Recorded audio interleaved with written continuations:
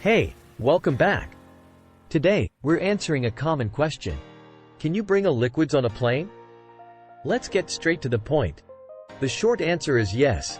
You can bring liquids, aerosols, gels, creams, and pastes on a plane, but there are specific guidelines you need to follow.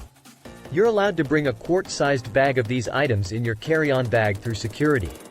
But remember, each container must be 3.4 ounces, 100 milliliters, or less. To make things easier for everyone, pack these items in a quart-sized bag and separate it from your carry-on during screening.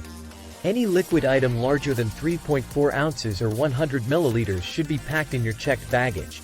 If a liquid item alarms during screening, it'll require extra scrutiny, so be prepared for additional checks. Now, let's talk about exemptions. Medications and infant-child nourishments are allowed in reasonable quantities. They might require additional inspection, but they're generally permitted. If you're arriving on an international flight with a connecting flight within the United States, you can carry duty-free liquids in a secure, tamper-evident bag. Remember, these duty-free liquids must be in containers larger than 3.4 ounces or 100 milliliters. The bag should be transparent and tamper-evident.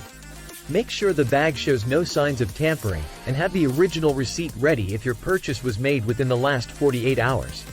The items inside your duty-free bag will still need to be screened and cleared.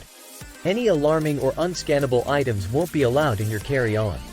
Our advice: to save time and avoid complications, pack all liquids, gels, and aerosols exceeding 3.4 ounces or 100 milliliters in your checked baggage.